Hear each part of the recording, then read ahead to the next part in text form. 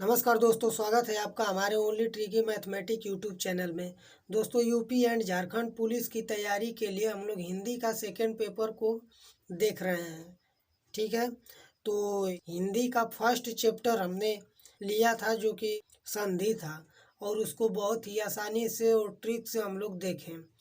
अब दूसरा चैप्टर लिए है संज्ञा। तो आइए दोस्तों देखते हैं संज्ञा को। संज्ञा किसे कहते हैं? देखिए, किसी व्यक्ति, वस्तु, स्थान को संज्ञा कहते हैं। तीन चीज याद कर लीजिए। व्यक्ति, वस्तु, स्थान को संज्ञा कहते हैं। एक तरह से बोल सकते हैं कि जिसका नाम हो उसे संज्ञा कहते हैं। ठीक है, देखिए संज्ञा कितने प्रकार के होते हैं। अगर क्वेश्चन में आ गया संज्ञा कितने प्रकार के होते हैं, तो देखिए ऐसे आ जाएगा तो बताइएगा संज्ञा 5 प्रकार की होती हैं।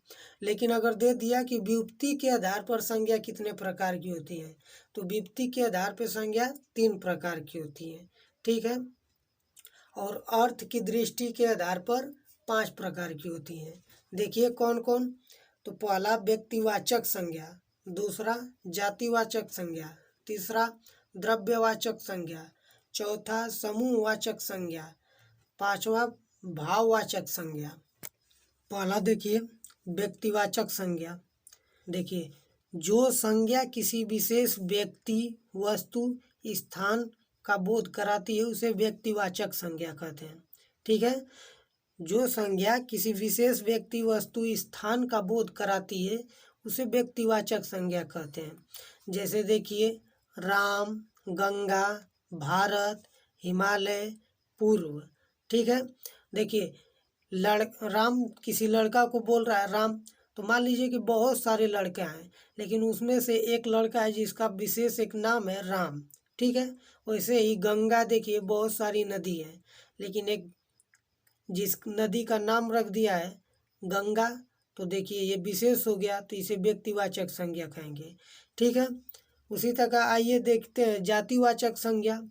जो संज्ञा पूरी जाति का बोध कराती है उसे जातिवाचक संज्ञा कहते हैं। ठीक है, देखिए जैसे लड़का, लड़का देखिए पूरे जाति का बोध करा रहा है। ठीक है, वैसे ही देखिए नदी। ठीक है, नदी, बहुत सारी नदियां हैं तो पूरी जाति का बोध करा रही है। पर्वत, बहुत सारे पर्वत हैं लेकिन पूरे जाति का यहाँ पर भी बोध हो रहा है। ठीक है, देश, बहुत सारे देश हैं। दिशा, देखिए बहुत सारे दिशा हैं। उसी तरह देखिए लड़का, यहाँ पर राम था तो ये व्यक्तिवाचक नाम धर दिया तो व्यक्तिवाचक हो गया, और उसी को लड़का बोल दिया तो जातिवाचक। नदी था, नदी का एक विशेष नाम गंगा नदी हो गया तो व्यक्तिवाचक, लेकिन उसी को देखिए नदी हो गया है तो ये जातिवाचक हो जाएगा। पर्वत, पर्वत क्या है? जातिवाचक है, लेकिन हिमालय, देखिए नाम धर दिया एक विशेष हिमालय तो व्यक्तिवाचक हो जाएगा। ठीक है, उसी तरह देश, देश देखिए पूरे देश को बता रहा है, जाति, ये जातिवाचक हो जाएगा। और भारत देखिए एक देश का नाम धर दिया तो ये व्यक्तिवाचक हो जाएगा। ठीक है, तो उम्मीद करते हो दोस्तों ये समझ में आ गया होगा। आइए अगला देखते हैं। देखिए द्रव्यवाचक संज्ञा, जिस संज्ञा शब्द से उस सामग्री या पदार्थ का बोध हो। देखिए, जिस संज्ञा शब्द से उस सामग्री या पदार्थ का बोध हो द्रव्यवाचक संज्ञा कहते हैं। या जिससे कोई वस्तु बने। ठीक है, जिससे कोई वस्तु बनी हो उसे द्रव्यवाचक संज्ञा कहते हैं। ठीक है, देखिए जैसे द्रव्यवाचक संज्ञा कितने हैं। देखिए ठोस, द्रव, गैस में जितने आएंगे सब द्रव्यवाचक संज्ञा है। जैसे ठोस में देख लीजिए सोना, चांदी, तांबा, लोहा, ऊन। ठीक है, द्रव्यवाचक संज्ञा हो जाएगा। द्रव देखिए तेल, पानी, घी, दही। ठीक है, और गैस देखिए धुआं, ऑक्सीजन, तो ये सब द्रव्यवाचक संज्ञा होगा। ठीक है, तो उम्मीद करते हो दोस्तों आप लोग को द्रव्यवाचक संज्ञा भी समझ में आ गया होगा। तो आइए नेक्स्ट देखते हैं। आइए चौथा देखते हैं, समूहवाचक संज्ञा। जो संज्ञा शब्द किसी एक व्यक्ति का वाचक न होकर, ठीक है, किसी एक व्यक्ति का वाचक न होकर पूरे समूह या समुदाय के वाचक हैं, उसे समूहवाचक संज्ञा कहते हैं। ठीक है, देखिए जैसे वर्ग, टीम, सभा, समिति, परिवार, पुलिस, सेना, अधिकारी, कर्मचारी, ताश, गुच्छा, गुच्छा जो अंगूर के गुच्छा होते हैं, टी सेट, ऑर्केस्ट्रा, झुंड, कक्षा, भीड़। ये सब दोस्तों ध्यान से आप लोग देख लीजिएगा, ये समूहवाचक संज्ञा है। इन्हीं में से क्वेश्चन आता है बार बार, अगर समूहवाचक संज्ञा में से पूछेगा तो इन्हीं में से क्वेश्चन आएगा। तो एक बार और देख लीजिए ध्यान से। समूहवाचक संज्ञा, जो संज्ञा शब्द किसी एक व्यक्ति का वाचक न होकर, देखिए किसी एक व्यक्ति का बोध नहीं करेगा, ये पूरे समूह या समुदाय का बोध कराता है, उसे समूहवाचक संज्ञा कहते हैं। फिर से देख लीजिए, वर्ग, टीम, सभा, समिति, परिवार, पुलिस, सेना, अधिकारी, कर्मचारी, ताश, गुच्छा, टी सेट, ऑर्केस्ट्रा, झुंड, कक्षा, भीड़, ये सब समूहवाचक संज्ञा है। तो उम्मीद करते हैं दोस्तों आप लोग को समूहवाचक संज्ञा भी समझ में आ गया होगा। तो आइए दोस्तों नेक्स्ट देखते हैं 5वां, भाववाचक संज्ञा। देखिए, किसी भाव, गुण, दशा आदि का ज्ञान कराने वाले शब्द भाववाचक संज्ञा कहते हैं। देखिए भाववाचक संज्ञा को समझिए, इसे देखिए जिसे हम लोग छू न सकें, केवल महसूस करें, उसे भाववाचक संज्ञा कहते हैं। सिंपल में देख लीजिए, जिसको हम लोग छू नहीं पाएंगे, केवल उसे महसूस करेंगे, उसे भाववाचक संज्ञा कहेंगे।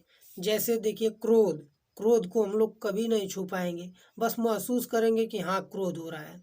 मिठास, मिठास को हम लोग छू नहीं पाएंगे, बस महसूस करेंगे कि हम लोग को हाँ मीठा लग रहा है। ठीक है, यौवन, ठीक है, कालिमा, बचपन, मित्रता, हरियाली, उत्साह, ये सब भाववाचक संज्ञा है। ठीक है, आइए नोट देखते हैं, भाववाचक संज्ञाओं का निर्माण।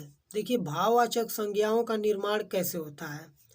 देखिए, जातिवाचक संज्ञा सर्वनाम, विशेषण, क्रिया तथा अव्यय में प्रत्यय जोड़कर भाववाचक संज्ञाओं का निर्माण किया जाता है। ठीक है, देखिए जातिवाचक संज्ञा सर्वनाम, विशेषण, क्रिया तथा अव्यय में प्रत्यय जोड़कर।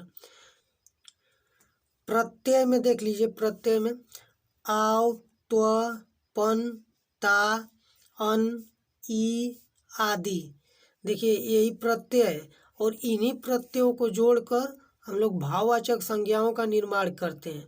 ठीक है, एक बार फिर से देख लीजिए ध्यान से, आव, त्व, पन, ता, अन, ई आदि, देखिए इन्हीं सबको जोड़कर भाववाचक संज्ञाओं का निर्माण होता है। आइए दोस्तों कुछ मोस्ट इम्पॉर्टेंट क्वेश्चन देखते हैं। देखिए पहला, जातिवाचक संज्ञा से भाववाचक संज्ञा कैसे बनता है। देखिए पहला है पुरुष, पहला क्या है, पुरुष, पुरुष से भाववाचक संज्ञा पुरुषत्व। ठीक है, तो देखिए अंत में जोड़ा है। ठीक है, नारी, नारी का नारीत्व, जातिवाचक में देखिए गुरु, गुरु का गुरुत्व। ठीक है, तो आइए दोस्तों देखते हैं विशेषण से कैसे भाववाचक संज्ञा बनता है। देखिए सुंदर, सुंदर से सुंदरता या सौंदर्य, वीर, वीर से वीरता या वीरत्व दोनों होगा, धीर, धीर से धीरता या धैर्य। ठीक है, ललित, ललित से ललित्य। ठीक है, लाल, लाल से लालिमा, भोला, भोला से भोलापन। यहीं पर देखिए सफ़ेद अगर रहता तो सफ़ेद का सफ़ेदी हो जाता।